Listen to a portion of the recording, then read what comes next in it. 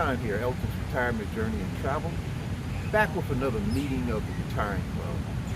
Coming up on my 2-year anniversary of starting this channel, and I remember vividly on first couple of videos that I made. And this meeting, I want to talk about the sacrifices that we have to make in our lives and during our retirement that will help shape the picture of what we want our retirement to be like. Back in 1989, I was working at a computer store, mail orders, called CompuRad, and Dell was also based out of Austin, Texas, and they had offered a 401k plan, and everybody in the store said, "Hey, John, you should go ahead and get in it. You know, they're offering a match," and I studied it, and I made the sacrifice of not getting into it because I was riding the bus when I lived in Detroit, and I rode the bus for a number of years working at that computer store, at least almost 2 years, and I wanted to save some money up and get me some kind of transportation, so I made the sacrifice, or I neglected to enroll in that 401k plan, and I don't really regret it because at that time I was probably about in my late 20s, going into my early 30s, and I just said, you know what, hopefully I'll get better jobs down the road and I'll be able to pump more cash into it, but now I have to have a car. So that part turned out. And I also had worked at a hospital, and I made the decision to go ahead and liquidate the 401k, or 403b as it was then, and just move out of Detroit down to Macon, Georgia, which is the middle, and then I eventually moved up to Atlanta. That decision of taking that seed money at $17,000 and not allowing it to grow in the market was another sacrifice that I made. And 20 years to the day, I was able to retire by making that sacrifice. So a lot of the sacrifices that we make, they have a purpose, they are tied to objectives and goals, and there's nothing wrong with that, as long as you're making these and getting them done. Next sacrifice I made was I was looking for a home in Atlanta, and I got pre-approved and everything, and then they were laying off in 2008, and 2009 I made it known that I would be available to move to Savannah for financial purposes. So I moved down there, and a few weeks after I got down there, we took a 6% pay cut, and those bonuses got cut back. And I decided I had been doing event staffing, and I decided I talked with one of the guys. We had a site that needed a security guard there in the evening, overnight, and I took a security job, and I wound up working 20 hours a weekend. And every weekend, so you're looking at additional 80 hours in a 4-week period. And that 80 hours would have extended my pay from 1 month to 1.5 months. And I did that, and I made sure that I paid down my credit card debt. Because when I was in Detroit, I was traveling, put credit card charges on one for airfare, other credit card hotels, other credit card the rental cars, and it was a few $1,000s. I need to pay that down, but also use that extra work to save up some money.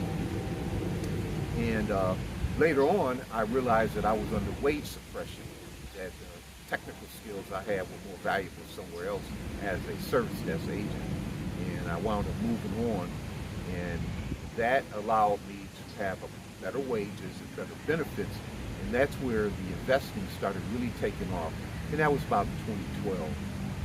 And after that, I remember the purchasing of apartment complex started going on in land in Atlanta, and that's when they started raising the rents. And I decided to get involved with that NACA program, and I went ahead and made a sacrifice. I was fortunate that when I left the recycling company, which I was down in Savannah with, that the rollover had doubled, and I was able to take $8 grand out and buy down my points and purchase the condo I'm in now, should be about 12 years in it by now. But I actually bought that home at the age of 54. And so I'm 64 now, so I've only been in it for about 11 years. But that was a major sacrifice, getting ready. And all that time, I was taking the calendar and with all the stadiums in Atlanta and the different sports teams, looking at how I can work and use my extra time to make additional money and put that towards my savings. And all these sacrifices really did pay off. Because I'm 6 months into retirement now. And I was fortunate that I made up the decision to stop putting in money into the tax-free and I put it in the Roth. And that money was just sitting there, and I'm using it now to take this vacation. It's all tax-free. The tours I took with Gate 1 and G Adventures, they're all paid for. But this stay here, this is all, I'm footing the bill on it as I go. And I'm okay with it. And the project of having an account big enough to pay all my bills while I'm traveling is working. So I'm doing a beta test of how I plan to live in retirement, which is I'm going to be doing quite a bit of traveling. So the sacrifices that you make tied to your objectives, your goals, and your priorities is what we all need to do and think about, because retirement is changing. A lot of people may not make it to that full retirement age of 67 or even make it at 65. I feel that 9 out of 10 jobs are being slated for elimination with all this technology they're throwing out. You know, we air breathers, as I call us, can be replaced. There's enough technology out there to have us actually communicate with robots and things. So I want to thank everybody who subscribed to the channel. I'm pushing 200 right now, and I hope to get that up a little bit higher.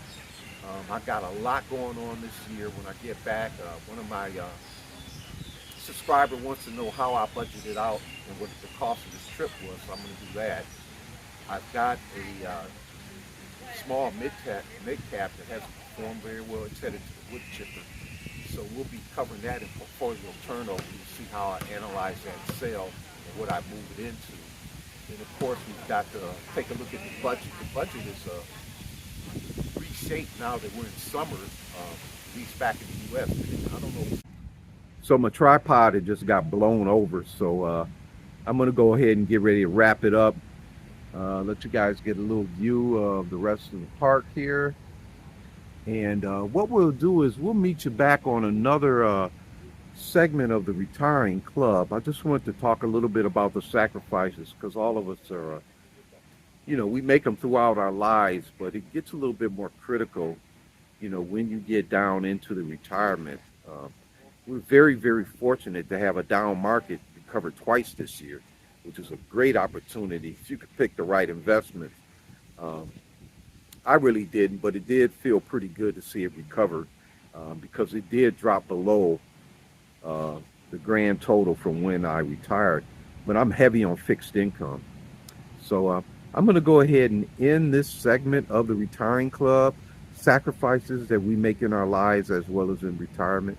You know, just got to do it. It's not going to change once you get retired. But hopefully, if you make those sacrifices and you get that car paid, that house paid, and all that debt eliminated, you'll be in pretty good shape and you can do what you want to do, or at least live comfortably. So this is John, and I am out. I will see if I can come up with something else as show you some other beautiful scenery here in Thailand. Thank you.